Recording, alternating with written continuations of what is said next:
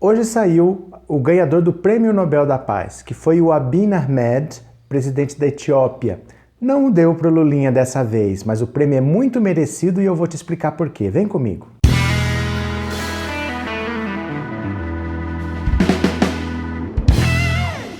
Olá, meus amigos, tudo bem com vocês? Sejam muito bem-vindos ao canal. Para quem está aqui pela primeira vez, seja muito bem-vindo, muito bem-vinda. Meu nome é Roberto Cardoso. Se você chegou aqui pela primeira vez, já se inscreve no canal, dá um cliquezinho aí no inscrever-se, porque você fazendo o canal crescer, a gente consegue levar informação para cada vez mais pessoas. E se você quiser contribuir com qualquer valor, aqui em cima tem o link do nosso Apoia-se. Você pode deixar o valor que você quiser, se você quiser. Estamos combinados? Olha só, sexta-feira, dia 11 de outubro, o dia tão esperado do Prêmio Nobel da Paz, a gente tinha expectativa de que o Lula pudesse ganhar, de que a Greta poderia ganhar, eram dois favoritos. Também se falava do Cacique Raoni, do Papa Francisco, e quem ganhou, para nós pelo menos, era um desconhecido, o tal de Abiy Ahmed, que é o presidente da Etiópia.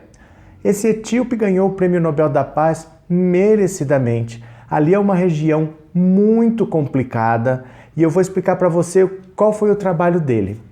A gente gostaria que o Lula tivesse ganho? Óbvio que a gente gostaria. Estaríamos aqui felizes da vida se o Lula tivesse ganho? Claro que sim.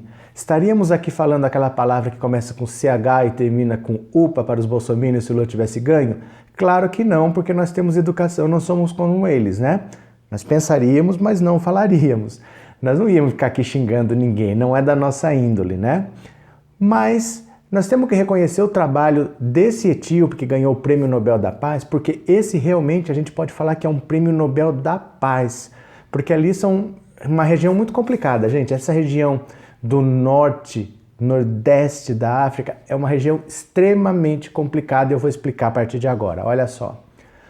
Aqui na América, quando os europeus vieram para cá colonizar, foi uma colonização assim, a gente pode dizer que mais simples, porque eles chegaram num continente com uma linha dividindo no meio, Tratado de Tordesilhas, para cá era Portugal, para cá era Espanha e pronto. Portugal ficou do lado do Atlântico, a Espanha ficou lá do lado do Pacífico e no meio você tinha um grande vazio, a distância era muito grande. Então a gente não tinha praticamente conflitos assim, Portugal disputando com Espanha em uma guerra por um território específico, porque a distância entre eles era enorme. Então praticamente um foi desenvolvendo aqui, o outro foi desenvolvendo ali, foi fazendo o seu colonialismo do jeito que queria, mas não teve choque de um com o outro. Tinha muita terra, muita distância, não deu tanto problema. O colonialismo africano a gente já pode chamar de colonialismo 2.0, já foi um passo mais à frente. Talvez por estar muito mais perto da Europa, ali os europeus já chegaram de uma vez e cada um queria um pedaço. Mas a maldade já estava mais sofisticada. O que eles faziam? Eu dominei uma área aqui qualquer. Essa área eu vou fazer assim, eu vou dividir como eu bem entender para administrar. Porque nessa área que eu tenho vários povos, né? Imagina assim, a Europa é minha. Tem alemão, tem italiano, tem francês, tem vários povos numa mesma área. Só que eu não dividi respeitando as fronteiras que já existiam desses povos. Eu poderia falar, essa área aqui, ó, que é desse povo, é a área X, essa área aqui que é desse povo é a área Y, essa aqui desse povo é a área Z. Não, eles dividiam pegando um pedaço de cada povo dentro da mesma área. Chamava dividir para conquistar. Então eles dividiam o território deles em várias áreas. Em cada uma dessa área tinha vários povos que já moravam lá, diferentes e inimigos entre si. Aí quando eles tinham um desses povos que estava se sobressaindo, ele começava a ajudar um outro povo que estava por baixo para derrubar aquele governo.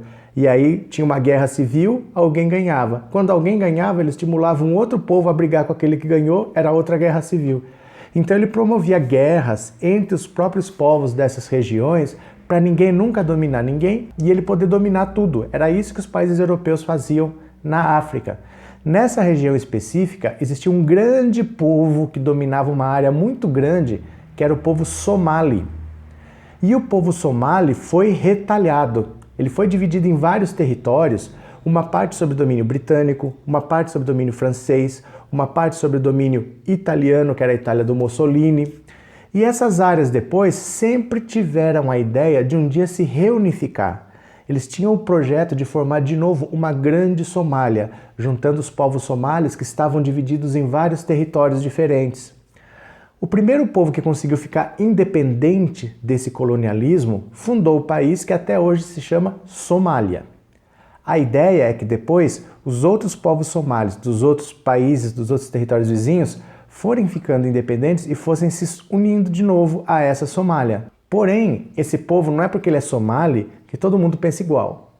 Nesse território que hoje chama Somália, o norte e o sul nunca se entenderam.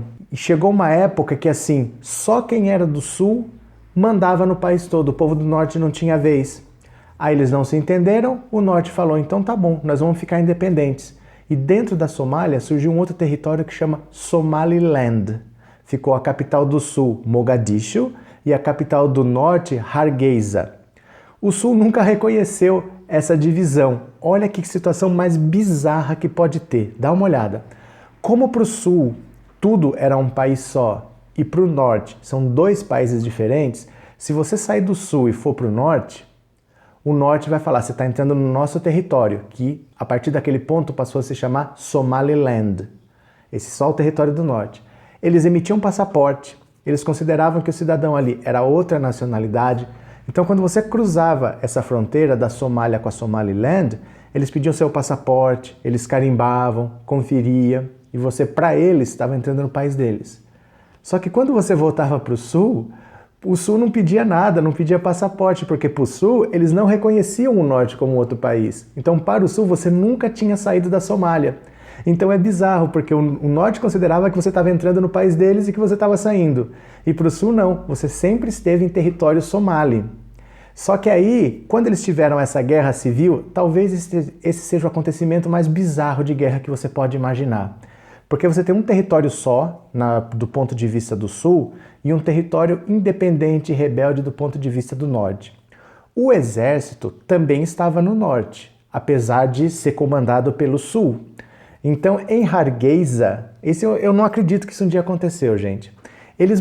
O sul mandava o exército bombardear o norte. Então você tinha um aeroporto em Hargeisa, o avião decolava, sobrevoava a própria Hargeisa, porque a ordem vinha do sul, então ele saía do aeroporto, sobrevoava a própria cidade de onde ele tinha saído, bombardeava a cidade onde o próprio piloto morava, e pousava no mesmo aeroporto de onde ele tinha saído. Você já imaginou isso? Eu moro nessa cidade, eu saio daqui, eu sobrevoo a minha própria cidade, eu bombardeio a minha própria cidade e eu volto para o aeroporto de onde eu saí, pois isso aconteceu na Somália. E o povo somali, vendo isso acontecer dentro da Somália independente, falava, ali é um balaio de gato. A parte francesa falou, eu não vou me unificar com vocês não. A hora que eles conseguiram sair do domínio francês, ele falou, aqui eu vou virar o meu país. E lá virou o Djibouti. Então você tem uma Somália independente, mas tem uma parte que considera um outro país que é Somaliland. Você tem o povo somali no Djibouti, que foi colonizado pela França, mas o povo é somali. E você tem povo somali dentro do Quênia, numa região do Quênia, numa província do Quênia, todo o povo é somali. Você tem a Eritreia, onde o povo é somali, e você tem a Etiópia, que uma grande parte do povo é somali também. Então, nesse balaio de gato, estava tendo uma crise muito grande entre o povo da Etiópia e o povo da Eritreia, com perigo de explodir uma guerra lá. E ninguém conseguia dar jeito nisso, porque a própria Etiópia tinha vários povos lá, como todo país que foi retalhado pela Europa, tinha vários povos, um deles sendo somali. A própria Eritreia tinha vários povos lá dentro, um deles sendo somali. Agora, não é porque tem somali nos dois que também os somali dos dois se entendiam. Então ali você não conseguia conversar. É a mesma coisa que você falar assim, ó, vamos juntar alemão, português, espanhol e italiano num país, e no outro país tem português, italiano, espanhol e alemão, vamos juntar. Você não vai se entender nunca. E esse presidente da Etiópia estava fazendo esforços no sentido de pacificar essa região. O cara que conseguir realmente pacificar essa região merece realmente todo o reconhecimento mundial, porque a desgraceira que a Europa conseguiu fazer ali é praticamente insolúvel. Ali foi criado propositalmente um conflito de território, um conflito econômico e um conflito étnico que praticamente não tem solução. Hoje você tem fronteiras estabelecidas, você tem povos políticos diferentes, apesar de pertencerem muitas vezes à mesma etnia, então ali ninguém se entende. E é por isso que a ONU reconhece o esforço dele para tentar pacificar aquela região e não explodir uma guerra entre Etiópia e Eritreia, porque ali quem conseguir pacificar realmente está fazendo um trabalho praticamente assim, divino. Aquilo é uma coisa assim, é trabalho de santo você conseguir pacificar onde a Europa de propósito fez o que pôde para realmente dominar e destruir aquele povo. Então é da gente realmente bater palma, não é conhecido de nós aqui, porque assim, nem a nossa própria história a gente conhece direito, né? A história oficial que nos é contada em muito difere ao que de fato aconteceu. Imagina um povo pobre do norte, do nordeste da África, quase caindo para a Ásia ali. Nós não sabemos nada daquela região mesmo. Aí esse cara ganha o Prêmio Nobel da Paz, nós não sabemos por que ele está ganhando. A gente achava que o Lula tinha condição e direito de ganhar esse prêmio também. Mas quando você vê o que o cara está fazendo, não é pouca coisa. Viu? O prêmio está em muito boas mãos. A gente tem que bater palma para o presidente da Etiópia, porque ele está tentando desfazer um nó feito pela Europa de propósito, e todo ano tem prêmio Nobel aí para ser disputado. O Lula vai sair da cadeia, com as penas dele todas canceladas, é inevitável, vai ser de novo o nosso presidente da República, e o prêmio Nobel da Paz esse ano está em excelentes mãos também. Nós temos que reconhecer o esforço dos seus próprios povos, não olhar para o próprio umbigo, como tem um certo povinho aí que faz. Valeu, espero ter ajudado. Não é uma situação simples de entender, mas não é simples, infelizmente, de propósito. Ela foi criada para ser complicada. O povo somali foi retalhado e os outros povos também, estão todos em territórios misturados, eles não se entendem. Imagina se fosse nós numa situação dessa. Valeu? Um grande abraço e eu já fui!